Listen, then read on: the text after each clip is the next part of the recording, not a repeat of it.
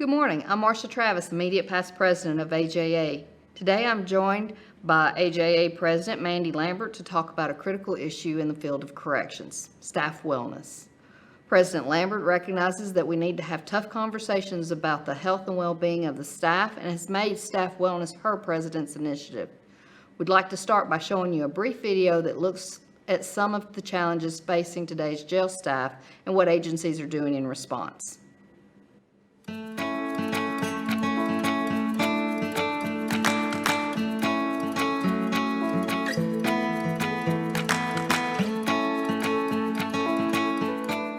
A few years ago, I encountered an emotional shock and stressful point in my life. I was slightly depressed and felt like my life was going in circles. The demand of the job didn't stop. I was still attending work and work was in high demand of overtime. Working long hours and not getting adequate sleep started contributing to my weight gain. I was stressed, emotional, angry, and overwhelmed. I began feeling more exhausted, not being as active as I was before. Working OT also began the road of eating poorly or not at all. This began the process affecting my metabolism and causing weight gain. I was in denial that I was overweight and began to make excuses. But I knew something had to change, but didn't have the desire or motivation, until it took a big toll on my health.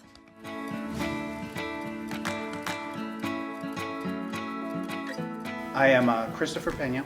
I am the DSD Wellness Coordinator. I currently teach classes at the Academy for our security specialists and our recruits. So every class that comes through, I do a quick nutritional guidance, mental health class, how to stay healthy in this environment, which can be very stressful, and kind of some physical activities that they can do while being on this job. I also provide nutrition guidance counseling. If someone requests a diet, I have a questionnaire that they fill out to see what their goals are. Then I personalize a workout program for them, personalize a nutritional guidance for them, and they can and go on and do that on their own. Yeah, he definitely showed me what to eat, what to work out, where I'm strongest at, where I'm weakest at. I think it's important because we definitely want to make sure everyone is healthy mentally and physically. Exercise provides an outlet for deputies or staff members that are having stress. I was a military police officer in the Air Force, so I always wanted to be a public servant and be in law enforcement. With that career and with that following those dreams, I found health and fitness. And both of those became my passion. For having the law enforcement aspect and fitness aspect all in one, I couldn't ask for anything more.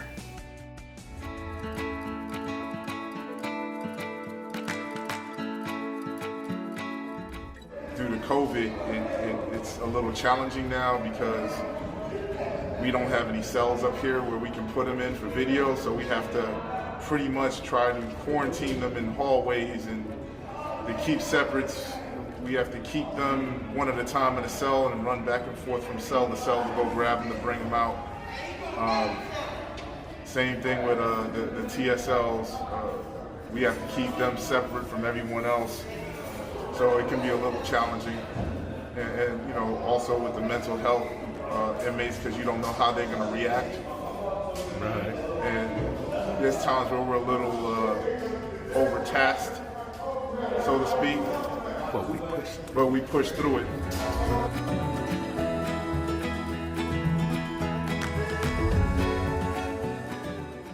Hello everyone, I'm Chief Deputy Henry Reyes with the Tarrant County Sheriff's Office in Fort Worth, Texas.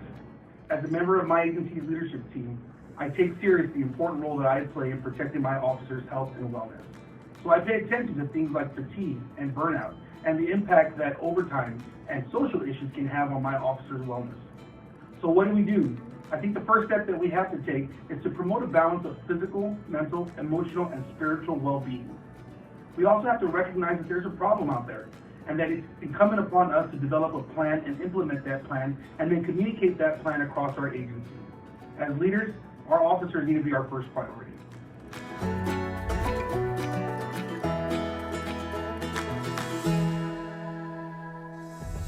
Hi, my name's Brenda Dietzmann, and I'm the retired undersheriff from the Sedgwick County Sheriff's Office in Wichita, Kansas. And I am so excited that the American Jail Association has decided to take on the subject of staff wellness and resilience. I think it's so important. After 28 years in the criminal justice field, I really saw how, people would get into this profession and they wanted to change the world. They wanted to make their community safer. And then some of them, as they went through their career, it hurt them. This job is so taxing. And I started to look into why this was happening. And what I learned was so exciting is that we can actually help build resilience in our people and make them healthier, better people. My goal and the goal of the American Jail Association, I know, is that to take those people that come into our profession, and when they leave, they're stronger mentally, emotionally, spiritually. And we can do that by education, a little self-assessment, and some personal growth. So I'm so happy that AJA President Mandy Lambert has decided to take this on, and I'm excited to see where we go over the next few years.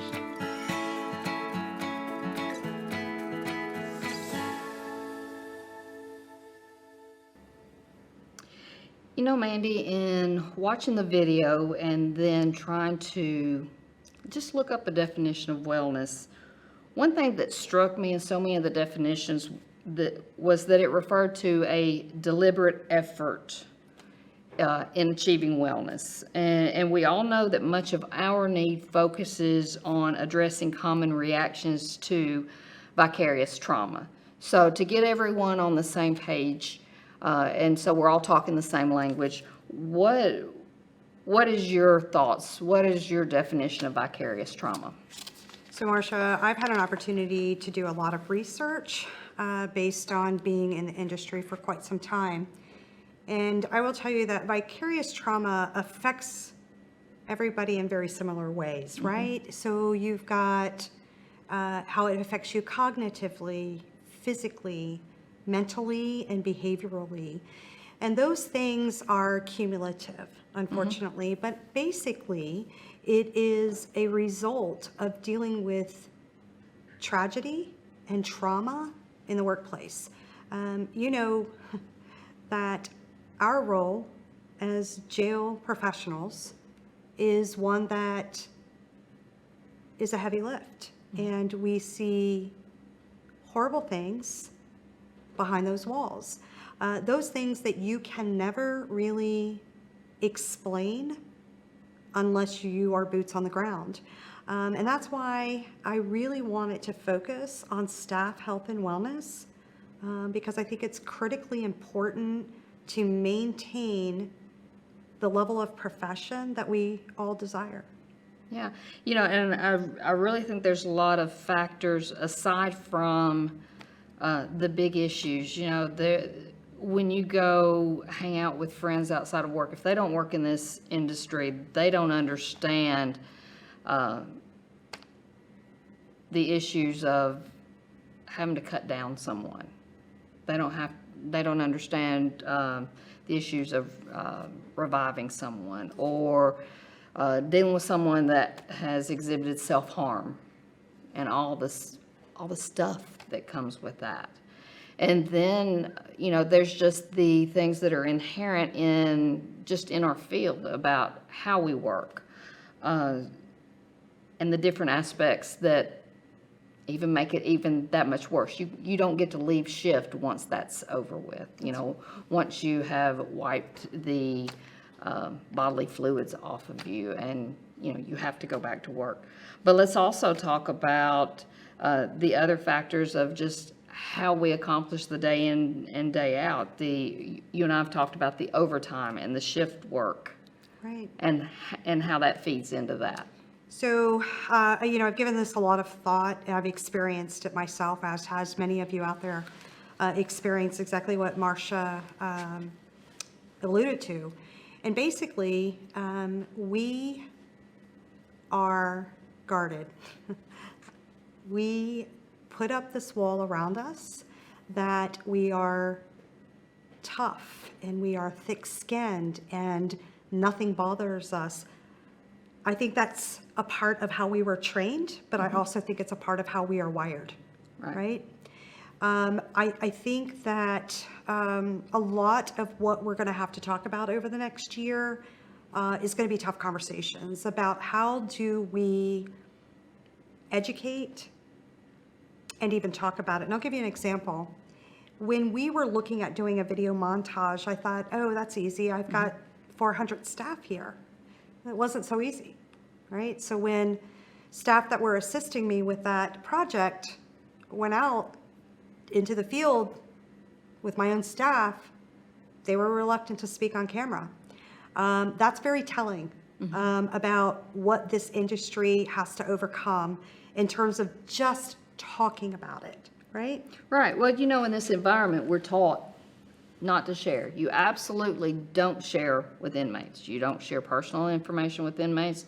You don't let them know anything, you know, about your family life, what you're going through, if you're having hard times or not. You put on that solid face and you go in and you do the job. And then we're taught not to overshare with your staff. I can remember specifically, I had a staff member one time that was really sharing very intimate details of his life and his recovery, and his peers were making fun of him. And I was like, dude, not everybody is your friend. Right. You have to keep that in mind, you know, and then not to mention, do you want to show that weakness to your leadership or what is perceived as weakness? That's right. And the results of that. That's right. And that's what I took from my staff being reluctant to talk about stress and trauma and things that they've experienced, right? It's a sign of weakness, and that's the perception, and it's a stigma. And that stigma has to go away. You know, we've done a lot of work surrounding those inmates that are in our care and custody around stigma of substance use disorder, stigma of mental health. We've done a lot of hard, heavy lifting over the years to help our staff buy into the fact that these are people with diseases. These are people that need our help. We have jumped in head first to do our best with our population. We forget oftentimes about our very own staff. So when we talk about the health and wellness, it's much larger than just your mental health, right? So many factors come into play to make us a well-rounded example of a healthy employee. And when we talk about healthy, we're not talking about your eating habits. We're talking about somebody that is on their A game, ready to go, right? That is happy, that is ready to start the day, you know, with spirit. I think the stigma associated with employee health and wellness is something that we need to tackle as a profession, right? We are not good at admitting we're not okay. My tagline is, it's okay not to be okay. And I really want to drive that point home because it's okay not to be okay. We strive for 100% of initiative and go get them, and we've got that down to a science. We persevere.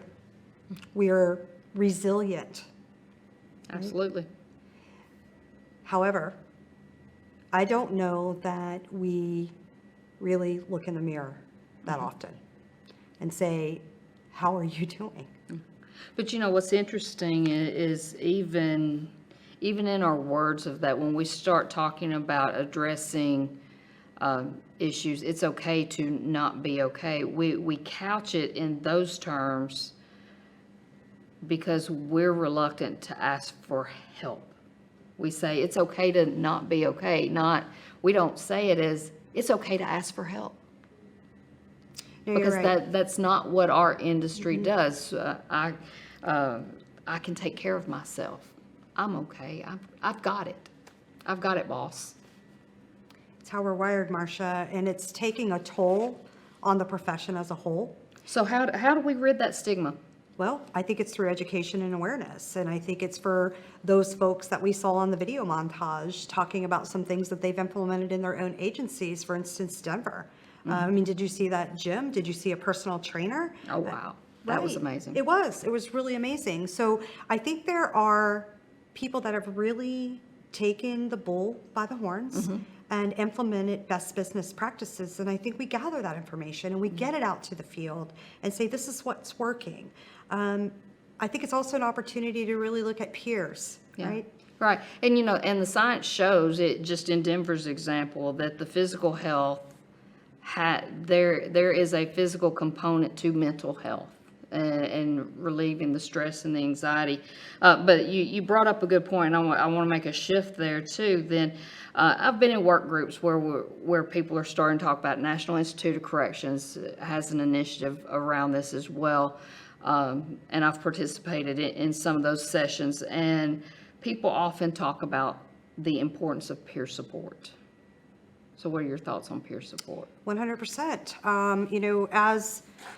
As the immediate past president, you're well aware of some of the responsibilities that come along with our committees that we have in place. And I had to develop a new committee around health and wellness. And one of the charges that I have asked that committee to take a hold of is developing an infrastructure for national peer support. I'm a firm believer in being able to talk to those that are in the field. Let's face it, we probably all have some form of employee assistance programs available to us. Those folks that take advantage of it voluntarily or involuntarily is sometimes an option. Oftentimes can't relate to the counselor because the counselor has absolutely no idea what goes on behind those walls. And I think that is a big barrier. And I think we have to break down those barriers and we have to stop being so siloed about what we contend with day in and day out in our jails across the country. So peers are, the research and the science supports it. It's evidence-based. The peers that are available to our own inmate population to help them navigate returning to our community better than what they were is successful. There's been a lot of agencies that have been able to roll out a marvelous and successful program surrounding peers. I have a feeling that there are many jails across the country that have peer support groups. I have another feeling that they're probably not heavily used. And I think that comes with your earlier comment about us just brushing off our sleeves and saying, no, I'm okay. I got it, boss. When we keep moving, and to reach out to somebody within our own agency, which is generally how peer support groups are developed. Right. It's within your own agency. The likelihood of us talking after being told not to a peer is pretty low. So on a national level, if we could get a conglomerate of professionals across the country, I think that we can put peers together with peers. And I'm looking, that vision is a big vision and it's a heavy lift, but I'm hoping that it will grab on and take hold. And what makes me wonder is I do think that there are many agencies that have formalized peer support programs. But I bet there's a whole nother branch that there's an informal peer support program. Because who are you going to talk to about your problems? Or not even problems, who are you going to talk to about your day? A lot of friends of mine are school teachers, and they deal with some stuff, on their day-to-day basis. But they're not concerned about being in federal court about every decision that they make. It's hard to talk to them about dealing with the budget issues, the constitutional issues, the mental health issues that we deal with on a day-to-day basis. I can't talk to them, even though these are lifelong friends of mine. It's the Mandys of the world. It's the people that have come up in my agency that we've all grown up together. Those are the people that I can talk about work to, that I can vent. Those other folks, when I can talk about issues that make their heads spin. So I really think in places that have formal processes, that's great, but I bet there's a whole lot of informal support that's going on out there as well. So, we talked about counselors, EAP counselors. I know in my agency, for example, we have a specialized EAP. It's called Police Advocacy and Support Services. And those are some specialized counselors, because we're quite the bunch. We are. Not every counselor is suited for our type. What is it? Most of the people in our field are the ESTJs of the world. That's correct. So it takes a special counselor to be able to, and that doesn't make one bad counselor just because they don't deal with us well. But it takes a specialized counselor. We have a hard time trusting. We do, Marsha. And I think that is another barrier, right, that we have to kind of break down. We've learned and been taught and been wired that we don't trust. I started in the mid-'80s, and it was deeply driven home that inmates are bad and inmates are going to hurt you. I soon learned that wasn't the case, that most inmates are there to do their time and get better, oftentimes, and go home. But what also happened in that is that regardless of what goes on in your professional life, it goes home with you. You may not talk about it because your family doesn't understand, or you don't want to traumatize them by sharing what a day looked like in your agency. But there's a number of us that won't even sit with our back to a door in a restaurant because we don't trust what's coming in behind us. That will never change. And then we look at people that are separating from the industry, and what is in place for them after they leave this high energy, stressful, trauma-induced system. And how do you transition from that? The statistics are bad. They're really bad for our industry. We have one of the highest divorce rates amongst any other profession.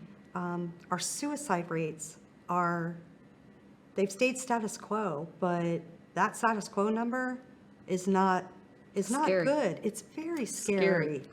So I would say that the broader this initiative is at looking at all tenets of what we deal with, the people that can solve this problem mm-hmm. are the people that work in the industry, right? Mm-hmm. We know what we deal with. We know what we're willing to talk about. We know that we're guarded. We know that it takes an ice pick to break us. And that is just who we are. Mm-hmm. We put on a front a lot. We have very thick skin. We don't let our emotions show. It's very difficult to get a read if you're a jail officer. Oftentimes you can pick a jail officer out if you don't even know them, just based on the way they handle themselves and their confidence level and their communication skills. That in and of itself says a lot about our industry and our profession. But I think that it's time. We've been watching as a national association the retention rates mm-hmm. in our profession, and it's dire. It's dire. We're near crisis in outfitting our agencies across the board. I think one of the important things for me is to make sure that every opportunity that we have as an association to really talk about the profession as a whole and some of the negative impacts that is caused just by the mere work that we do. I mean, we're dealing with people that suffer from trauma. We need to also deal with the trauma that we've been exposed to. Right. It's just the way it is. And I don't I don't think this is going to be an easy feat. No, and I think we're very lucky that President-elect Darren Seeger has committed to carry it on. I mean, 1 year is a very quick turnaround to make some real changes. You have to lay that foundation, and then that takes a while to develop and then take hold and grow. So what are you beginning to see from agencies that pay attention to wellness? Well, I mean, I have been working with other organizations across the board on some scans and surveys, and honestly, I'm a little disappointed that there's not more out there for our staff. In looking at the survey results of a most recent scan that was delivered to jails and prisons, it was clear that the Employee Assistance Program was the most heavily offered form of services to our industry. Some of the jails, such as Denver, some of the players, such as Barbara, that has done some wonderful work surrounding this cause, have made some great strides. I think this platform on a national level will give it a little bit more of a push to get us where we need to be. I think peers are working to a certain degree, but I think that needs a closer look. I do believe that there has been initiatives surrounding wellness, exercise opportunities, gyms in the workplace, healthy eating habits. I don't know that Denver still does this or not, but I had an opportunity to visit that facility a few years ago, and they offered a rest area. We're talking dim lights, cushy chairs, little clocks so they knew when they needed to be back on the unit. Which brings me to another point is that, oftentimes that shift work, right, pushes us to get the job done in the amount of time that we have to get the job done. Oftentimes we don't have an opportunity to even debrief during a major incident. I would like for, jail administrators, sheriffs across the country to really look hard at that, right? Yeah. It's kind of write your report and, get back on that unit and supervise your inmates. We don't have a chance to digest what we just went through. Major incidents, I think a lot of people are debriefing. I'd really like to take a closer look at how that debriefing is handled. Yeah. I mean, are we doing due diligence? I don't know the answer to that. Yeah. And there's some big concepts like that, and those are far-reaching, and they're critical, and they're needed so much. But then there's some of the small stuff. I know my agency, we built a new facility recently that's just absolutely beautiful, and our administration was adamant about putting a staff cafe because, a lot of times our staff can't leave work. And they made a point of writing it into the budget to make sure that the staff could get meals on post, leave to the cafe, grab your meal, and get back to post without having to leave the facility in a major metropolitan area. Where are you going to get to lunch and bring it back in 30 minutes or so? And then we also started providing snacks. The officers working 12-hour shifts, the idea of people being hangry is a real aspect. So it's the small stuff of getting snacks, and that sounds very simplistic, but, offer a variety. There's, there's the healthy snacks, and then there's the not so healthy, the Oreos. Right. Well, those are comfort foods, right? But sometimes that's what's needed, right. And having whatever available that someone wants, whatever meets their needs. Well, I would say that in general, right, a bigger 30,000 foot view is that you've made a concerted effort to value your staff, right? We care about you. These things are important to us. We want to provide you with meals and provide you with snacks. It's the little things that make some of us very happy, right? Yeah. Here's a couple of, stationary bikes and some, weightlifting. It's those small things that are pretty large in our industry.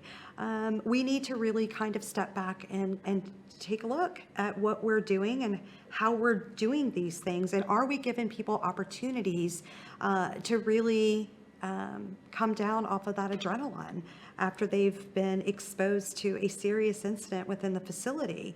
Adrenaline rushes are no joke, right? Yeah. So after an adrenaline rush and doing whatever the incident involved, you write your report, and by the time you get back to your post, you're beat. Yeah. You're exhausted, and you may have 8 hours left to go. So is there an opportunity to say, look, anytime there's a major incident, we're going to debrief for an hour? Or I don't know. I think that's what I really want to study. Yeah. I think that's what I want our board to really take a look at, and especially my Health and Wellness Committee. That's great. So how would you wrap all this up? Well, I wish I could say in a nice little bow. It doesn't exist, Yeah. right? I think that as we talk more and more about it, as we develop some educational materials, as we get people to buy in, and that's really what it's all about, Right. I think we have an opportunity to really express the value of our professional staff that we employ, and really expose our profession for what it is. And we are rock solid people with a desire to help. We have to take care of our investments, Yeah. and that's our staff. There's, I've often said there's no better people than the jail folks. I agree with you, Marsha. We're exposed to a lot of people, all walks of life, that are, cycle in and out of our facilities across the country. And I will tell you that I can't imagine not doing what I do, and being around the most phenomenal people in any profession out there. They are dedicated, committed, loyal. They have the tenacity, fierce. I mean, I could go on and on and on, but then I look at the statistics and they're raw and they're scary, and it's not okay. I think that the American Jail Association and the Board of Directors and the Health and Wellness Committee is going to do great work this year. My vision and my goal is to get a foundation in place, to have opportunities for engagement amongst the jail professionals across the country, to really have healthy discussions. If we need to work with our legislative liaison to even look at potential legislation that is protective of our staff, like you see in other professions, then I'm willing to champion that.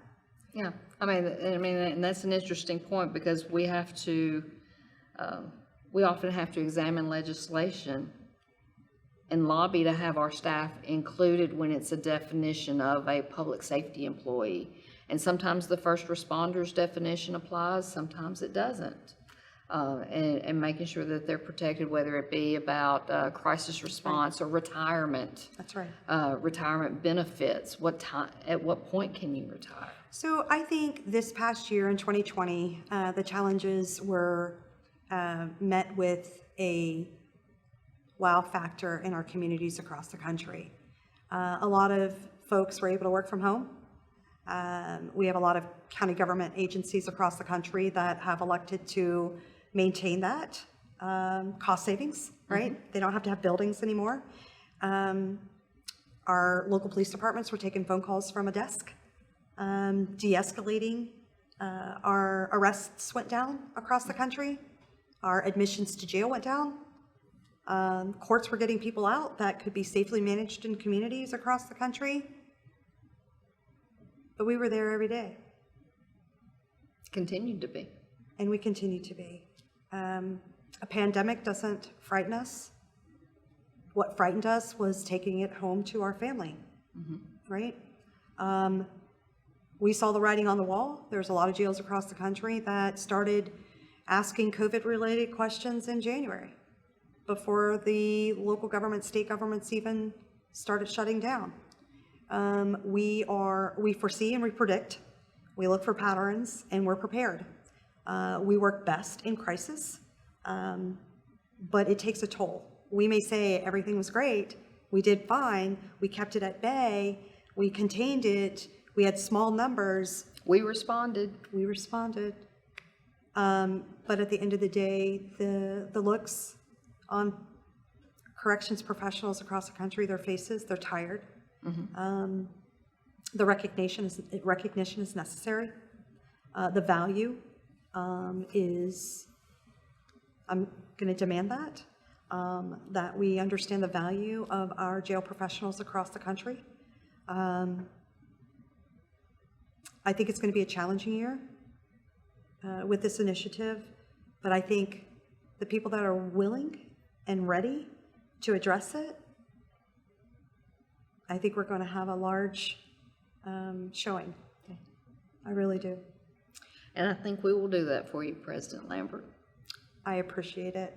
Marsha, you've been wonderful. I appreciate the opportunity to chat with you about it. I can't think of a better person to have this conversation with. For those of you that are viewing this virtually, we hope that we have shared with you this morning to be beneficial. We know there are no easy answers to the difficult questions that must be asked, but we pledge to you that we will do three things. We're going to start the conversation and solicit feedback from AJA members. Secondly, we want to use that feedback to create an action plan. And our final planning piece is convening a health and wellness summit to cover critical topics. We do encourage you, strongly encourage you to engage with us this week on the virtual platform. I'd be happy to join you in a chat room to talk about your ideas. We can't address a problem if we don't discuss it or we don't know that it exists. I also invite you to visit the President's Initiative page on the AJA website. You're going to find a host of resources from National Institute of Corrections, National Institute of Justice, the Department of Justice, and a link to a recent issue of the American Jails magazine that focuses on correctional employee wellness. Thank you all so much for joining us this morning, and thank you, Marsha, for taking the time out of your busy schedule to have this conversation with me. Anytime, ma'am. Thank you. Thank you, everyone.